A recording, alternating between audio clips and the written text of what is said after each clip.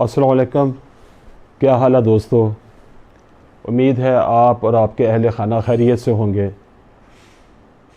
آج ہم اس بات پہ غور کریں گے، بحث کریں گے کہ اسلام میں اور ملکی قانون کے تحت دوسری شادی آدمی یا تیسری شادی آدمی کیسے کر سکتا ہے۔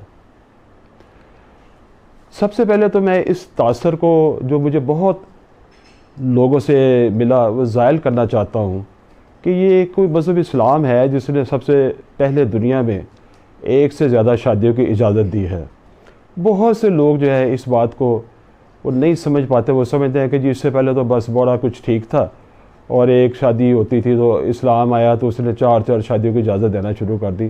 آپ یقین جانیں کہ میری عدالتی زندگی میں اور اس کے بعد بھی ابھی بھی بہت سی عورتیں، بہت سے مرد یہی سمجھتے ہیں کہ یہ تو مذہب اسلام ہے جس نے 4 شادیاں ایک شادیوں سے زیادہ کی اجازت دی ہے، اور جب کسی کا دل چاہے وہ ایک شادی اس کے بعد دوسری، تیسری، چوتھی شادی کر لے۔ میں اس تاثر کو زائل کرنا چاہتا ہوں۔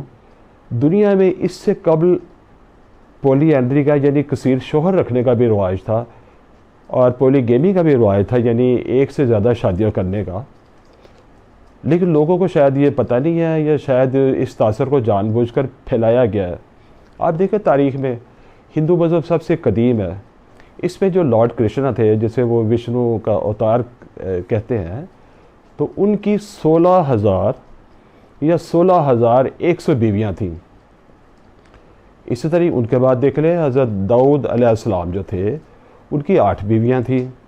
اسی طرح ان کے جو بیٹے تھے حضرت سلیمان علیہ السلام، تو ان کی 700 بیویاں تھیں اور 300 بائبل مقدس کانکیوبائنز جسے میں احتراماً لونڈیاں کہتا ہوں، اور 300 لونڈیاں تھیں، یعنی 1000 بیویاں تھیں ان کی۔ اسی طرح یہ ہمارے ریجنل جو مذہب ہے سکھوں میں جو 10ویں گرو ہیں گرو گوبند سنگھ جی، ان کی 3 بیویاں تھیں۔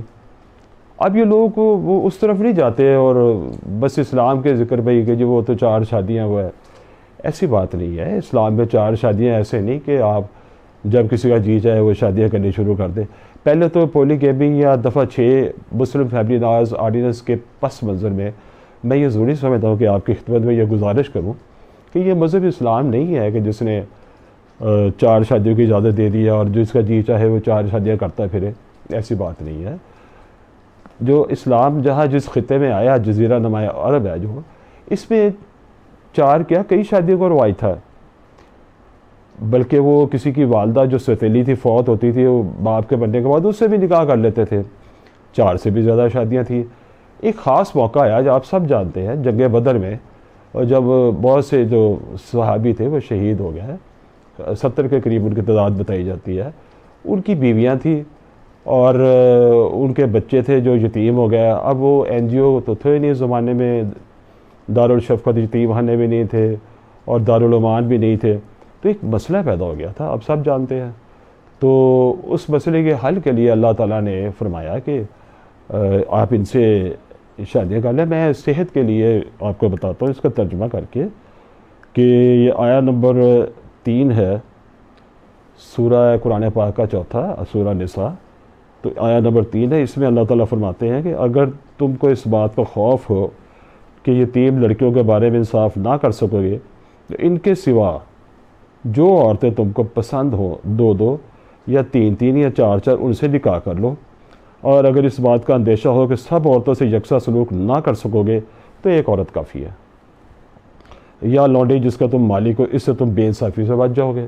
لونڈی بھی پہلے سے چلی آ رہی تھی، اسلام نے تو لونڈی کو اگر یہ بند کر دیتے تو ظاہر ہے اس وقت تو پھر اسلام قبول کرنا لوگوں کے لیے مشکل ہی ہو جاتا۔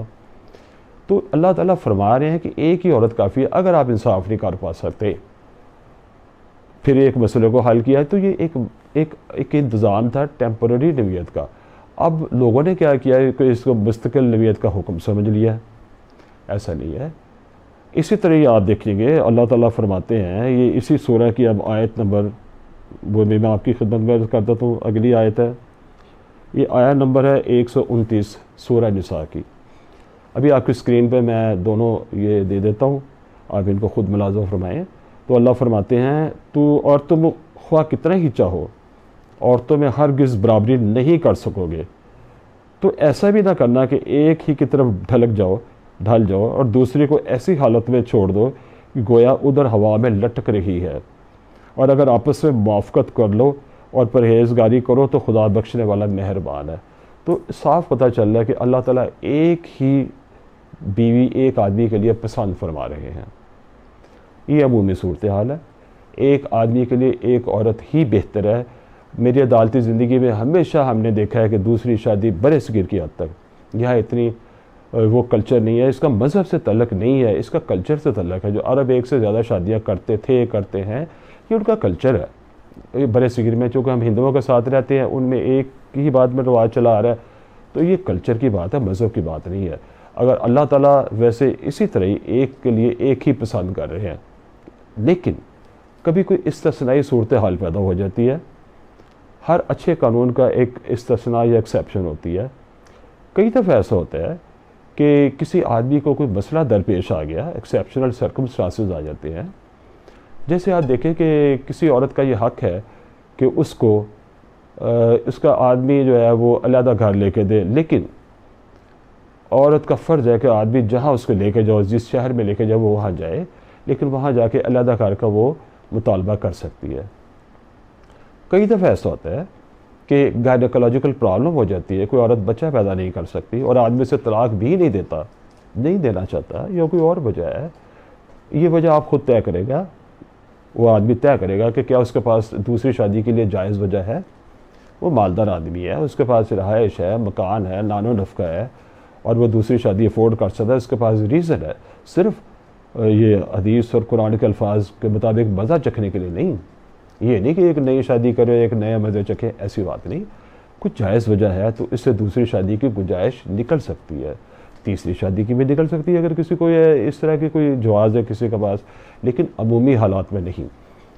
اچھا، اس کے بعد اگر کوئی دوسری شادی کرنا چاہتا ہے تو میں نے یہی دیکھا ہے کہ وہ مشکوک حالات میں چھپا کے شادی کر لیتے ہیں اور ساری عمر اس کے نتائج بھگتتے رہتے ہیں. کبھی ایسا نہیں کرنا چاہیے. اگر کبھی دوسری شادی کی ضرورت پیش آ جائے تو اپنی جو بیوی موجودہ ہے اس سے یہ معاملہ ڈسکس کرنا چاہیے، اس کے گھر والوں سے ڈسکس کرنا چاہیے، ان کے اعتماد میں لینا چاہیے. یہ سب سے بہتر ہے. اگر وہ خاتون رضامند نہیں ہوتی کہ دوسری شادی کی اجازت دے تو پھر دفعہ 6 کے تحت یونین کونسل میں تحریری درخواست دی جائے. اس میں وجہ بیان کی جائے کہ میں اس وجہ سے دوسری شادی کرنا چاہتا ہوں. یونین کونسل وہ ہوگی جہاں عورت موجودہ جو ہے، عورتیں ہی عورت رہ رہی ہے، وہاں درخواست دے دی جائے. وہاں ایک پروسیجر کے تحت 100 روپے کی فیس لگتی ہے. ایک پروسیجر کے تحت وہاں ایک ثالثی کونسل تشکیل دی جاتی ہے. ثالثی کونسل میں عورت کی طرف سے بھی نمائندے انوائٹ کیے جاتے ہیں، آدمی کی طرف سے بھی کیے جاتے ہیں. وہ ثالثی کونسل سن کے فیصلہ کرتی ہے کہ کیا کسی آدمی کے پاس یہ جواز ہے کہ وہ دوسری تیسری شادی کر سکے. اگر وہ اس نتیجے پہ پہنچتی ہے کہ جواز ہے تو اس کی اجازت دے سکتی ہے. وہ اگر اجازت دے سکتی ہے تو آدمی کے پاس ایک قانونی جواز آ گیا، وہ شادی کر سکتا ہے. اگر کوئی فریق اس فیصلے سے رضامند نہیں ہے یا ثالثی کونسل اجازت نہیں دیتی تو کلیکٹر صاحب کے پاس اس کی اپیل ہوتی ہے. اس اپیل کو عام طور پر یہ کہا گیا ہے قانون میں کہ کسی عدالت میں چیلنج نہیں کیا جائے گا. کلیکٹر کے فیصلے کو نگرانی کرتے ہیں، ریویژن کرتے ہیں. اچھا، اگر کوئی آدمی اس اجازت کے بغیر شادی کر لے تو اس کا نکاح رجسٹر نہیں کیا جائے گا اور اس کی شادی وہ قانوناً نہیں کر سکتا. اگر کرے گا تو اس کو 1 سال تک قید ہو سکتی ہے اور 5,000 روپے تک جرمانہ ہو سکتا ہے. اچھا، اس دوران یہ بہت ممکن ہے کہ وہ خاتون جو مثلا کسی کے ساتھ کسی دوسرے شہر میں جانے کو تیار نہیں ہو رہی، فرض کریں ایک مثال کے طور پر، تو جب اسے پتہ چلے کہ میرا خاوند جو ہے وہ اچھا آدمی ہے لیکن اس وجہ سے دوسری شادی کر رہا ہے، تو ممکن ہے وہ تیار ہو جائے. اور اس طرح بہت سے آپس میں جو رنجشیں ہیں ممکن ہے ختم بھی ہو سکتی ہیں. اگر نہیں ختم ہوتی تو فریقین ایک، جیسے میں نے پہلے عرض کیا، ایک سوشل کانٹریکٹ ہے، اس کے تحت علیحدہ بھی ہو سکتے ہیں. آخری حد تک اللہ کی حدود میں رہنے کے، نباہ کرنے کے باوجود اگر ان کے پاس ناکامی ہوتی ہے تو یہ بھی ایک راستہ ہے. لیکن اگر شادی کرنی ہے تو ہمیشہ قانونی طریقے سے کی جائے، اور غیر قانونی طریقے سے، مشکوک طریقے سے شادی کرنے سے ہمیشہ نقصانات ہوتے ہیں. آدمی کو اس سے بچنا چاہیے. بہت سے لوگوں کو اس اصول کا، عام سی بات ہے لیکن بہت سے لوگوں کو اس کا علم نہیں ہے اور وہ انجانے میں بہت تکالیف اٹھاتے ہیں. اس طریقے سے شادی کرنے سے آدمی بہت سی کباختوں سے بچ جاتا ہے۔ امید ہے آپ کو یہ ویڈیو پسند آئی ہوگی۔ اگر ویڈیو پسند آئی ہو اور آپ اس میں اس کا بٹن دبائیں، کلک کریں، اس کا سبسکرائب کریں اور کمنٹس کریں تاکہ میں آپ کو سوالوں کے جواب دے سکوں۔ اس بارے میں جو بھی سوال ہو آپ مجھ سے پوچھیں، میں اس کا جواب دوں گا۔ اس سے اگلی نشست میں آپ کو ایک ایسی حدیث حضرت محمد صلی اللہ علیہ وسلم کی بیان کروں گا، عرض کروں گا، جو شاید آپ نے نہ سنی ہو، کہ اللہ کے نبی نے صلی اللہ علیہ وسلم نے کب 5 قسم کی عورتوں سے شادی کرنے سے منع فرمایا۔ یہ ایک بڑی عجیب بات ہے، یہ بڑی چونکا دینے والی بات ہے۔ یہ آپ اگلی نشست میں انشاءاللہ تعالی ملاحظہ کریں گے، اور اس وقت تک آپ اجازت دیں۔ اللہ آپ کا نگہبان ہو۔